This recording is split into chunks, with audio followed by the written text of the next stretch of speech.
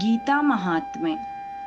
ದುಷ್ಟತನವನ್ನು ಕ್ರಿಯಾತ್ಮಕವಾಗಿ ಎದುರಿಸುವುದೇ ಕೃಷ್ಣನ ಜೀವನ ಶೈಲಿಯಾಗಿತ್ತು.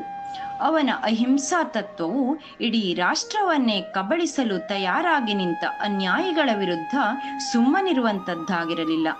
ಅವನು ಉಪದೇಶಿಸಿದ ಕರ್ಮಯೋಗವು ಅತ್ಯಂತ ಶ್ರೇಷ್ಠವಾದುದು. ಭಗವದ್ಗೀತೆಯ 3ನೇ ಅಧ್ಯಾಯದ 22ನೇ ಶ್ಲೋಕ.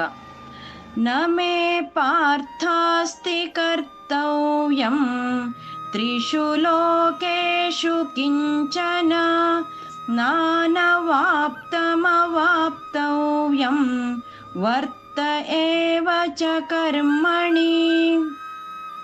ಕೃಷ್ಣ ಇಲ್ಲಿ ಅರ್ಜುನನಿಗೆ ಸ್ಪಷ್ಟವಾಗಿ ಹೇಳುತ್ತಾನೆ, ಪಾರ್ಥ, 3 ಲೋಕಗಳಲ್ಲಿಯೂ ನಾನು ಮಾಡಬೇಕಾದುದು ಏನೂ ಇಲ್ಲ. ನಾನು ಇದುವರೆಗೆ ಪಡೆಯದೆ ಮುಂದೆ ಪಡೆಯಬೇಕಾದುದು ಏನೂ ಇಲ್ಲ. ಆದರೂ ನಾನು ಕರ್ಮದಲ್ಲೇ ತೊಡಗಿರುವೆನು. ಪರಿಪೂರ್ಣ ಯೋಗಿಯಾದ ಕೃಷ್ಣನಿಗೆ ಲೋಕದಲ್ಲಿ ಗಳಿಸಬಹುದಾದ ಅಥವಾ ಸಾಧಿಸಬಹುದಾದ ಬಯಕೆಗಳಾಗಲಿ ಆಸಕ್ತಿಗಳಾಗಲಿ ಇರಲಿಲ್ಲ. ತನಗಾಗೆ ಒಂದು ರಾಜ್ಯ ಬೇಕು ಎಂದಿದ್ದರೆ ಸುಲಭವಾಗಿ ರಚಿಸಬಹುದಾಗಿತ್ತು. ಆದರೆ ಅವನು ಧರ್ಮ ಸಂರಕ್ಷಣೆ ಎಂಬ ಶ್ರೇಷ್ಠವಾದ ಹಾಗೂ ನ್ಯಾಯವಾದ ಕಾರಣಕ್ಕಾಗಿ ಮಾತ್ರ ಪಾಂಡವರ ಸಾರಥಿಯಾಗಿ ಕರ್ಮ ಮಾಡಿದ್ದಾನೆ. ಮಹಾಭಾರತ ಯುದ್ಧ ಆಗುವವರೆಗೂ ಶ್ರೀಕೃಷ್ಣನು ಪರಿಪೂರ್ಣವಾದ ಬದುಕನ್ನೇ ನಡೆಸಿದ್ದ. ಕರ್ಮದ ಮೂಲಕ ತಾನು ಗಳಿಸಬೇಕಾದುದು ಏನೂ ಇಲ್ಲದಿದ್ದರೂ ಸದಾ ಕರ್ಮನಿರತನಾಗಿದ್ದ.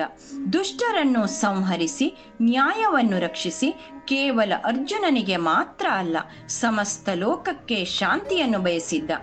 ಈ ದೃಷ್ಟಿಯಿಂದ ಅರ್ಜುನನು ಕ್ರಿಯಾತ್ಮಕನಾಗಬೇಕೆಂದು ಕೃಷ್ಣನು ಹೇಳುತ್ತಿದ್ದಾನೆ. ಒಂದು ವೇಳೆ ಅವನು ಕಾರ್ಯಶೀಲನಾಗಿ ವರ್ತಿಸದಿದ್ದರೆ ಅವನ ಆ ಮೌಲ್ಯಗಳನ್ನೇ ಸಮಾಜದ ಇತರ ಸದಸ್ಯರೆಲ್ಲ ಅನುಸರಿಸುವ ಸಂದರ್ಭವೇ ಹೆಚ್ಚಾಗಿದ್ದು ಅವರ ಸರ್ವನಾಶವನ್ನು ಮಾಡಿದಂತಾಗುತ್ತದೆ. ಭಗವಂತನು ಸದಾ ಮುಕ್ತನಾಗಿದ್ದರೂ ಸಹ ಯಾವ ಆಸಕ್ತಿಯೂ ಇಲ್ಲದೆ ತನ್ನ ತಲೆಮಾರಿನ ಜನರಿಗೆ ಮಾದರಿಯಾಗಿ ಅವರು ಆಲಸ್ಯದಿಂದ ಎಚ್ಚೆತ್ತು ಸತ್ವವುಳ್ಳ ಚಟುವಟಿಕೆಯಿಂದಿರುವಂತೆ ಮಾಡಲು ತಾನೇ ಕ್ರಿಯಾತ್ಮಕನಾಗಿದ್ದಾನೆ. ಸಮಾಜದಲ್ಲಿ ಶ್ರೇಷ್ಠ ಸ್ಥಾನಮಾನಗಳಲ್ಲಿರುವ ನಾಯಕರು ತಮ್ಮನ್ನು ಅನುಸರಿಸುವವರಿಗೆ ಮಾದರಿಯಾಗಿ ನಿಂತು ಕರ್ಮವನ್ನು ಮಾಡುತ್ತಾರೆ. ಯಾಕೆಂದರೆ ಅವರು ಕರ್ಮ ಮಾಡದೇ ಇದ್ದಲ್ಲಿ ಇತರರು ಅವರನ್ನೇ ಅನುಸರಿಸಿ ಸೋಮಾರಿಗಳಾಗುವ ಸಂಭವವಿದೆ. ಆದ್ದರಿಂದ ತಾನು ಸ್ವಂತಕ್ಕಾಗಿ ಗಳಿಸಬೇಕಾದುದು ಏನೂ ಇಲ್ಲದಿದ್ದರೂ ಈ ಸಮಾಜದ ಹಿತದೃಷ್ಟಿಯಿಂದ ಸದಾ ಕರ್ಮನಿರತನಾಗಿದ್ದೇನೆ ಎನ್ನುತ್ತಾನೆ ಶ್ರೀಕೃಷ್ಣ. ಹರಿ ಓಂ.